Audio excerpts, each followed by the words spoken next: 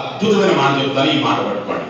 రాసేటప్పుడు పెన్ను మీద, చెప్పేటప్పుడు గురువు మీద, చదివేటప్పుడు పుస్తకం మీద దృష్టి ఎవరికైతే ఉంటుందో వాడికి 100 మార్కులు వస్తాయి.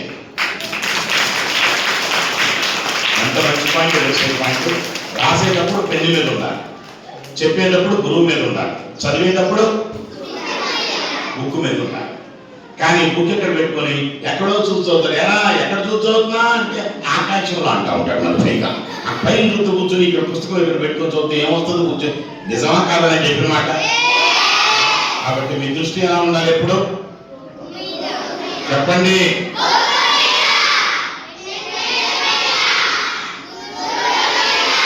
ఖచ్చితంగా ఈ 3 ఆచరించండి, తప్పనిసరిగా మీరు మార్క్స్ గెయిన్ చేస్తారు. అంతే. ఇవన్నీ ఏంటంటే నీ రిమార్క్స్ ఆ రిమార్క్స్ ని చేసుకుంటా కానీ మార్క్స్ అనమాట. ఏం లేదులే, వాడు కాస్త ఆకలేసిపోతున్నాడు, వెళ్తున్నాడు. ఇటు చూడండి, నాయకు చూడండి, వాడు ఏడుస్తున్నాడు, మీరు కూడా అబ్బో నాకు వెళ్ళిపోతున్నా అన్నట్టు కూర్చోడం అక్కడ మొత్తం. ఏం కాదు, చప్పటి కొట్టడం ఒకసారి గట్టిగా. నెక్స్ట్ మంచి పాయింట్ వెళ్తా. వెళ్ళానా?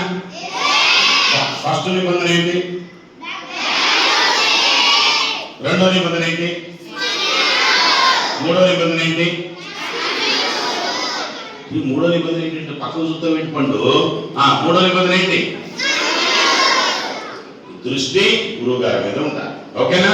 నెక్స్ట్ 4వ నిబంధన. ఈ పాయింట్ గుర్తుంచుకోండి అందరూ కూడా. అడిగిన దానికి సమాధానం చెప్పాలి. అడిగిన దానికి ఎందుకు చెప్పేనా? There is no coordination between your mind and body. మీ మనసు మీ శరీరం ఎప్పుడు మీ ఆధీనంలో ఉండదు. శరీరానికి నొప్పి వచ్చిందనుకో, కాలు సరిగా ఏమో తిడతారేమో అంటా ఉంటుంది. మనసు ఏముంటుంది? ఎరకాల వాసన వస్తుంది, బిర్యానీ వాసన, ఎక్కడ చేస్తున్నారంట వదులుతుందండి మనసు. అంటే మనసు ఒక చోటకి వెళ్తూ ఉంటుంది, శరీరం మరొకటి కోరుకుంటుంది. ఈ రెండింటి మధ్య ఘర్షణ జరుగుతుంది. అదే చికాకు, అదే కోపం, అదే ఏకాగ్రత లేకపోవడం, అదే మనిషి అధోగతి పాలవడానికి మూలం. అదే. అందుకని ఎప్పుడు కూడా అడిగిన దానికి సమాధానం చెప్తూ ఉంటే తెలియకుండా మీ మైండ్ బయటకు పోతుందా ఇక్కడికి వచ్చేస్తున్నాయి. దీన్నే మన వాళ్ళు మైండ్ ఆబ్సెంట్ బాడీ ప్రెజెంట్ అంటారు. ఎస్ఆర్నో? అందుకని అడిగిన దానికి అందరూ చెప్తున్నారా? నా వెంట చూస్తూ చెప్తున్నారా? పక్కన చూస్తూ చెప్తున్నారా? దొంగ, అబద్ధం చెప్తున్నావు, నేను చూశాను. సరే, ఎన్ని 4 నియమాలు అయిపోయాయి. మొట్టమొదటి నియమం ఏంటి? రెండో నియమం ఏంటి? మూడో నియమం ఏంటి? 4వ నియమం ఏంటి? మీరు కూడా ఇట్టిట్టాను చెప్పాలా, అప్పాలా, కప్పాలా అన్నట్టు ఏంటి? అడిగిన దానికి లాస్ట్ అండ్ ఫైనల్ ఏదైతే మీరు ఇక్కడ నేర్చుకున్నారో అది తప్పనిసరిగా ఇంటికి వెళ్ళిన తర్వాత రిపీట్ చేయాలి. ఏదైతే ఇక్కడ చేసుకున్నారో అది ఇంటికి వెళ్ళిన తర్వాత ఏం చేయాలి? ఇవన్నీ జరగాలంటే మీ ఇంట్లో వాళ్ళ కోఆపరేషన్ కూడా ఉండాలి. అవునా? ఇంట్లో వాళ్ళ కోఆపరేషన్ నీకు ఉండాలంటే నీవు వాళ్ళకి కోఆపరేటివ్గా ఉండాలి ఫస్ట్. అంతే కదండి. చిన్న ఎగ్జాంపుల్ చెప్తా. అమ్మకి అన్ని పనులు చేస్తున్నాం అనుకోండి, నా బంగారు తండ్రి నీకు చెప్పి చక్కగా ముద్దు పెట్టింది. అమ్మ నేను చదువుకుంటానమ్మా, కొంచెం నాకు హోంవర్క్ ఉందమ్మా, ప్లీజ్ అమ్మా అంటే, అయ్యో అవునా, మరి చెప్పొచ్చు కదా నా ఈ పనులు నేను చేసుకునేవాడు కదా, వెళ్ళి చదువుకున్నా బంగారు. అదే కాకుండా నాకు చదువుకోని అమ్మ, నేను కష్టం చూస్తానమ్మా అంటే దాంతోపాటు అట్ల పెట్టి పప్పు పెట్టి పిల్లలు మేము కొడుతుందండి. అవునా? మాట్లాడేమిటి? నాకు తెలిసినంతవరకు విద్యార్థి దశలో ఏ వ్యక్తి అయితే సెల్ ఫోన్ తీసుకుండా ఉంటారో, సెల్ ఫోన్ యూజ్ చేయకుండా ఉంటారో, సెల్ ఫోన్ చూడకుండా ఉంటారో వాళ్ళకి విద్య ఆటోమేటిక్గా వస్తున్నాయి. ఇంకొక మాటలో విద్యార్థి దశలో అంటే ఇప్పుడు మీరున్న దశలో సినిమాలు చూడకూడదండి. ఎందుకు? ఆ సినిమా ద్వారా నువ్వు చదివే చదువు ఎంతో కొంత డిస్టర్బెన్స్ ఉంటున్నాయి. ఎస్ఆర్నో? నువ్వు బాగా చదువుకొని సార్ చెప్పినట్టుగా ఒక 85 మంది డాక్టర్లు ఎట్లయితే అయ్యారో ఆ డాక్టర్ ప్రొఫెషన్ అయిన తర్వాత, లేకపోతే బీటెక్ ఇంజనీరింగ్ పూర్తి అయిన తర్వాత ఒక పెద్ద థియేటర్ కొనుక్కోవడం, లేకపోతే కంటిన్యూగా మంచి జాబ్ కొట్టో, కంటిన్యూగా ఎన్ని సినిమాలు కొంటాను సినిమా చూడు, కానీ అప్పుడు చూడవలసిన సినిమాలు ఇప్పుడు చూస్తే ఇప్పుడు పొందే సరస్వతి, ఇప్పుడు పొందే చదువు ఆ తర్వాత నువ్వు కావాలన్నా రాదు, దొరకదు. నిజమా? మాట్లాడండి నాన్న. కానీ ఇప్పుడు నువ్వు సినిమా చూస్తానంటే ఇప్పుడు చదివేది ఎవరు చదువుతాడు చెప్పండి? మరి అది నువ్వు 40 ఏళ్ళ తర్వాత లేదా 30 ఏళ్ళ తర్వాత 25 ఏళ్ళ తర్వాత తినాల్సిన తిండిని ఇప్పుడే తినేసేస్తానంటే 25 ఏళ్ళకే నువ్వు చావు వచ్చేస్తావే. మాట్లాడేది తండ్రి. కాబట్టి ఏ రోజు చదువు ఆ రోజు పూర్తి చేయాల్సిందే, వేరే ఆలోచన పెట్టద్దు. ఈ రోజు చదువు పూర్తయిన తర్వాత నేను నిద్రపోతా మనసులో పెట్టేసుకో అంతే. రెగ్యులర్గా చేసుకో. 100 మార్కులు రాకపోతే నన్ను నిలదీయాలి. ఎందుకంటే 100% పార్టిసిపేట్ చేస్తాం, 100% మెమరీ పని చేస్తే 100% రిజల్ట్ వస్తుంది. ఓకేనా? అలాగే మరొక టెక్నిక్ చెప్తా. ఎగ్జామినేషన్స్కి వెళ్ళే ముందు లేదా ఎగ్జామ్ అయిపోయిన తర్వాత ఏ వ్యక్తితో కూడా నువ్వు మాట్లాడకూడదు. మరొకసారి చెప్తున్నా, ఎగ్జామ్ అయిపోయింది ఇంక ఎవరితో మాట్లాడదు. నువ్వు వెళ్ళిపోయి నెక్స్ట్ ఎగ్జామ్కి ప్రిపేర్ అయిపో అంతే. ఎరా నువ్వు ఎట్లా రాసావు అవసరంలా, రాసేసావు కదా, ఎట్లా రాసేదే ఉంది, ఎట్లా రాసావు అట్లాగే రాసావు. దాన్ని ఏమన్నా డిస్కస్ చేస్తే ఏమైనా వస్తుందా? కానీ ఫెయిల్ అవుతావు. నెక్స్ట్ బ్యాచ్ ఎట్లాగో చెప్తాను, చెప్పనా? ఒకవేళ నువ్వు రాసింది డిస్కస్ చేసినప్పుడు నువ్వు రాసింది తప్పు అనుకోండి, అయ్యో నేను అది అనుకోలేదురా, ఇది రాశాను రా, అనవసరంగా అయిపోయాను, ఇదే ఆలోచన కంటిన్యూగా నువ్వు ఇంటికి వెళ్తావు. నెక్స్ట్ ఎగ్జామ్కి ప్రిపేర్ అయ్యేటప్పుడు ఇది తప్పు చేస్తాను, ఇప్పుడు చేసిన తప్పు చాలా, మళ్ళీ ఇది కూడా తప్పు చేస్తే ఇంకా మార్కులు తక్కువ వస్తే మాస్టర్ నన్ను పెడతారు, మా అమ్మ నన్ను పట్టుకొని ఇబ్బంది పెడుతుంది అని అంటుందా లేదా నేను చెప్పిన మాట? ఏంటి పండు నా ఇంట్లో చూడు బంగారం, ఏమన్నా నేను చెప్పింది సత్యమా కాదా? అంటే ఎగ్జామినేషన్ అయిపోయిన తర్వాత ఎట్టి పరిస్థితుల్లో నీ ఎక్స్పీరియన్స్ కానీ నువ్వు రాసిన దాని గురించి కానీ ఎవరితో డిస్కస్ ఒకవేళ చేస్తే డెఫినెట్ గా నీకు నెక్స్ట్ బ్యాచ్ మీద దాని యొక్క ఎఫెక్ట్ ఉంటుంది, నెక్స్ట్ ఎగ్జామ్ మీద. అందుకని you should not discuss after examination. ఓకేనా? మాట్లాడదు, ఎందుకో శుభ్రంగా చేసుకో. ఒకవేళ తక్కువ వచ్చినాయి అనుకోండి, ఒకవేళ తప్పు రాసావు అనుకోండి, సరే ఈసారి తప్పు అయిపోయింది, నెక్స్ట్ నేను బాగా రాయాలి అని ఒక ఆలోచన పెట్టుకోవచ్చు.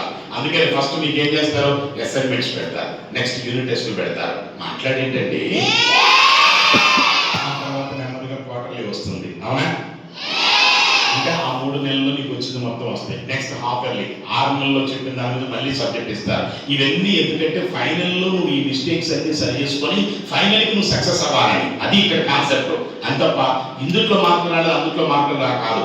ఎన్ని మార్క్స్ యొక్క కాన్సెప్ట్ ఫైనల్లో నీకు ఆ మిస్టేక్స్ రిపీట్ చేయకుండా ఇప్పటికప్పుడు సరి చేసుకుంటావని నీకు క్వార్టర్లీ అని, అసైన్మెంట్స్ అని, యూనిట్ టెస్టులు అని.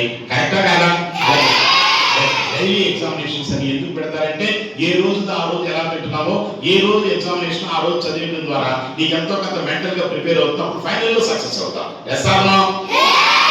అందుకోసం ఎగ్జామ్స్ పెడతారు, అంతేగాని అబ్బా ఎగ్జామా అంటే యాక్చువల్గా ఎగ్జామ్ అంటే నువ్వు ఎగ్జామిన్ చేసుకుంటానికి ఎగ్జామ్ అండి. ఎంత మంచి మాట తెలుసా?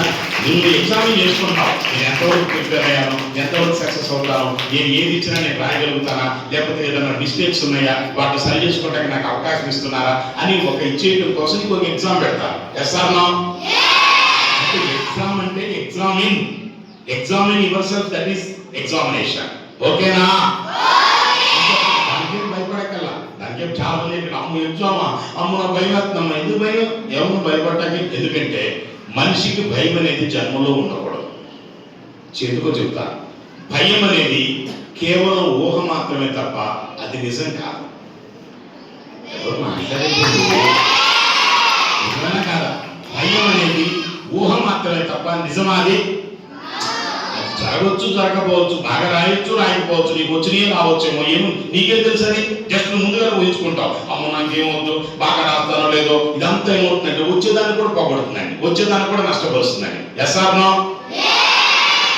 ఇంకా బాగా చెప్తా, ఇదిగో అక్కడ చూడండి పెద్ద దయ్యం ఉంది, చూడండి నల్లగా మూసేసుకొని, పళ్ళు చూడండి ఎంత పెద్దగా ఉన్నాయి, గోడు చూడండి ఎంత బాగున్నాయి అని అన్నాను. అక్కడ నిజంగా ఉందా? ఎవరు మాట్లాడేంట్రా? నిజంగా ఎవరన్నా ఈ ప్రపంచంలో దయ్యాన్ని చూశారా? ఎవడో నీకు చెప్పాడు ఆడికేం తీటక ఆడి బలహీనతలు మొత్తం నీకేం తట్టగా అరే దయ్యం అంటే ఎరగబోసుకొని ఉంటుంది అంటే వామ్మొత్తు అంట ఉంటాడు మొత్తం చూస్తున్నాడు. అక్కడ నిజంగా ఏమన్నా ఉన్నది ఏముండదండి. నిజమా కాదండి? ఇంకా మంచి మాట చెప్తా, లేని దాన్ని సృష్టించుకొని ఉన్న జీవితాన్ని పాడు చేసుకోవటమే దయ్యం అంటే. అది ఈ పాయింట్ గుర్తుంచుకోండి. ఇది ఇల్యూషన్, అది ఊహ మాత్రమే, నిజం కాదు. నిజం కాని దాన్ని నిజం అనుకొని నిజమైన జీవితాన్ని పాడు చేసుకోవటమే భయం అంటే. అది నిజమైన జీవితాన్ని పాడు చేసుకుంటే భయం అంటే. ఈ చిన్న విషయం తెలుసుకోలేదు. అబ్బో నాకు భయం అమ్మ, నీళ్ళంటే భయం అమ్మ, అమ్మ ఎవరితో అంటే భయం అమ్మ, నువ్వు కూడా నాకు దయ్యం లాగా ఉన్నావమ్మా. ఏంటిది నాకు అర్థం కదా, పిచ్చి పిచ్చి ఆలోచన కాకపోతే. ఎస్ఆర్నో ఈ రోజు నుంచి జీవితంలో భయం ఉంటుందా? ఎవరు మాట్లాడలా అంటే అక్కడున్న దయాన్ని తీసుకొచ్చి మీ దగ్గర ఉంచరా? రెడీనా? ఆ దయ్యంతో ఆడుకుంటారా? దయ్యం నిన్ను ఆడిస్తుందా? మీరు ఆడుకుంటారా? ఒకసారి మీ బుగ్గలు మీరే ఇలా పట్టుకోండి, గట్టిగా ఒక 10 ముద్దులు పెట్టుకోండి. ఎంత బాగుందో చూడండి. ఇప్పుడు ఒక 6 బుగ్గలు పట్టుకొని ముద్దులు పెట్టారు. ఇప్పుడు మీ బుగ్గలు మీరే పెట్టుకుంటున్నారు. 10 ముద్దులు అన్నా ఏంటది? 10 ముద్దులు అంటే ఇక్కడ పెట్టి ఓరే నాయన సామాన్యుడు కాదు పుట్టాడు. అది పెట్టేస్తున్నారా? చూసా గురువు గారు చెప్తే సిగ్గుపడుతున్నారంటే తప్పు చేస్తున్నారన్నమాట మీ మనసులో. మరి నువ్వు ఎందుకు భయపడ్డావు? ఏమై పెట్టుకున్నావా? నువ్వేనమ్మా ఏం లేదు బ్లాక్ బ్యూటీ గురుజీ అన్నాడు.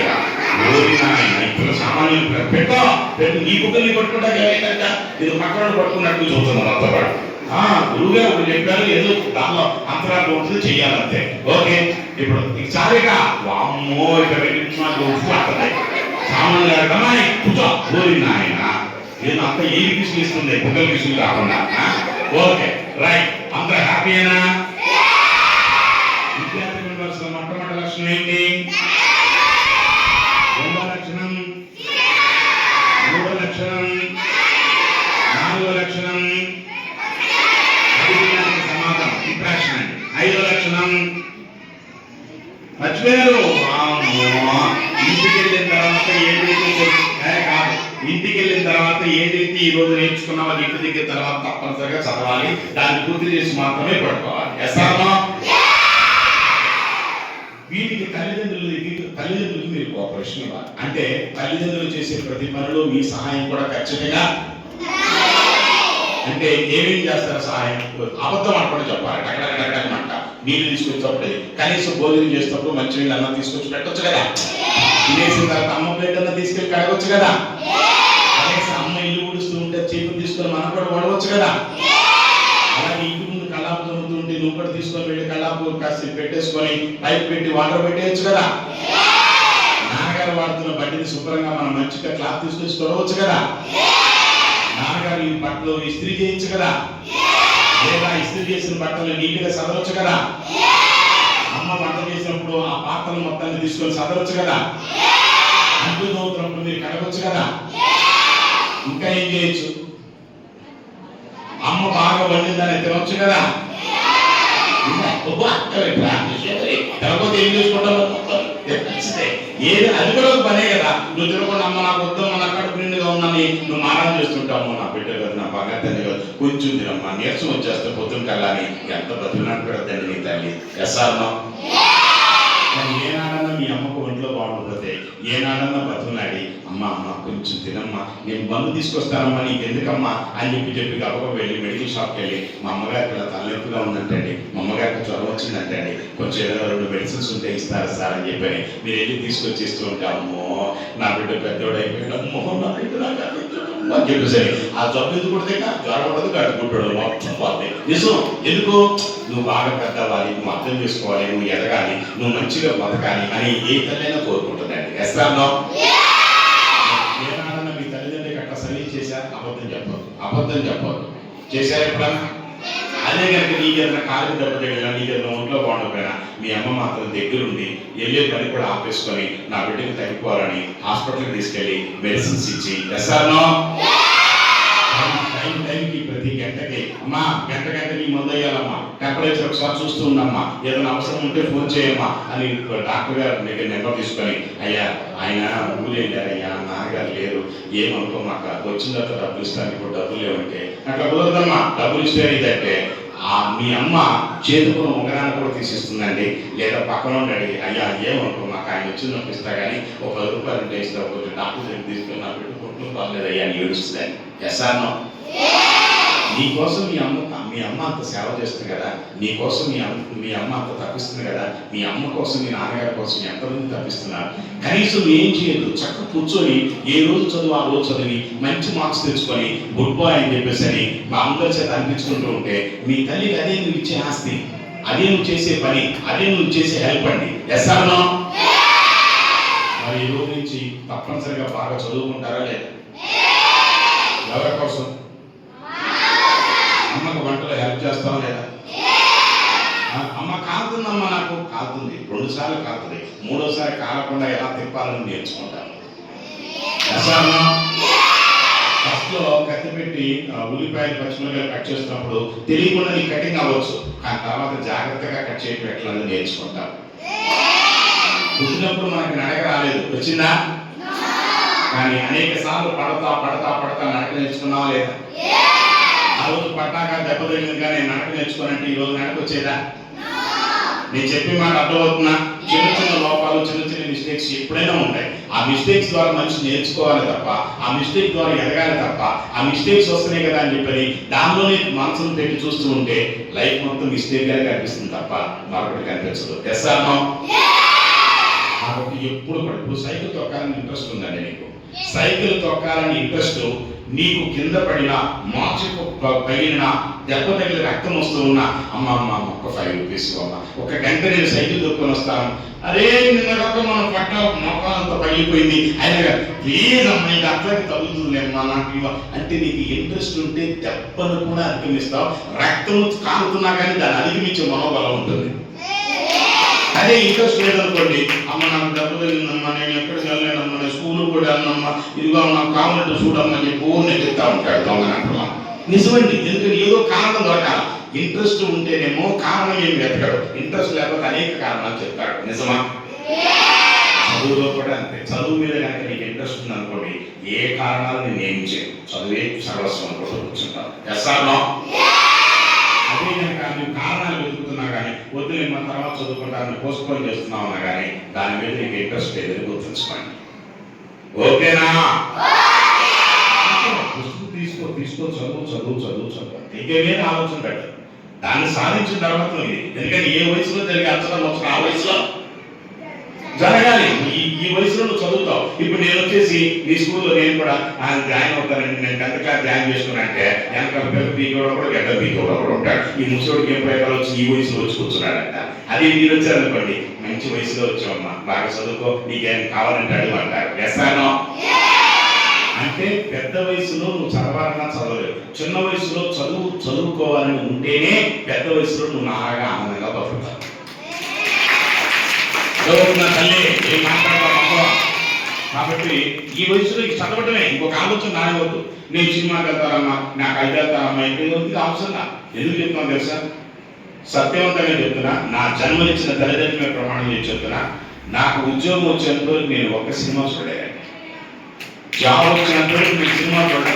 నేను సత్యవంతంగా చెప్తున్నా, నా కన్న తల్లిదండ్రుల ప్రమాణం చేసి చెప్తున్నాను. నేను ఎప్పుడు చూడలేదు, నాకు ఎప్పుడూ ఆలోచన రాలా. ఎవరు కూడా చెప్పినా కానీ తప్పుగా మా అమ్మ చెప్పింది చూడకూడదని అని అనేవాడిని. ఉద్యోగం వచ్చింది, ఎల్ఐసి డెవలప్మెంట్ ఆఫీసర్గా జాబ్ వచ్చింది. ఫస్ట్ శాలరీ 16,242 రూపాయలు తీసుకున్నాను. 16,000 ఒక్కసారి 16,000 వామ్మో 16,000. అందులో ఎప్పుడుది దగ్గర 35 ఏళ్ళ క్రితం అండి.